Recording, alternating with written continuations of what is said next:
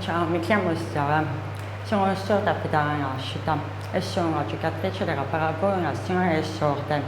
Ho riconosciuto i denti in me tramite amicizie e mi ha incuriosito. I denti in me è una start-up, un'impresa giovane che comunque aiuta le persone che hanno difficoltà e problemi di udito. E quindi immaginate quante volte mi sia capitato situazioni tipo, ad esempio, il mio fidanzato che è entrato a casa sotto la pioggia e suonava il campanello e io ero in casa tranquilla a guardare la TV.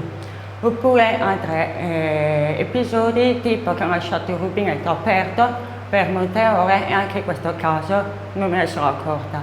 Oppure un allarme anti-incendio e non ho potuto sentire anche questo. Oppure l'allarme della mia macchina che stava sotto casa, lo stesso non ho potuto sentire.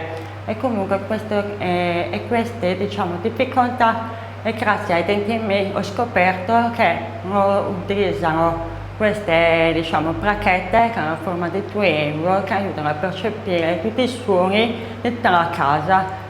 Quindi possiamo attaccare dove vogliamo, sulle porte, sul telefono, sulle finestre, su computer, tavolo, ovunque che faccia rumore e anche vibra. Le placchette che hanno forma di monete da 2 euro rilevano le vibrazioni del suono e arrivano a notifica tramite orologio, telefono e tablet e lì comunque avvisa che cosa sta suonando. Quindi grazie ai denti in me permette alle persone che hanno problemi di udito di vivere una vita un po' più facile. Questo aggeggio è comodissimo e viene utilizzato 24 ore su 24 anche su posti di lavoro. Se volete avere maggiori informazioni venite a visitarci su Facebook.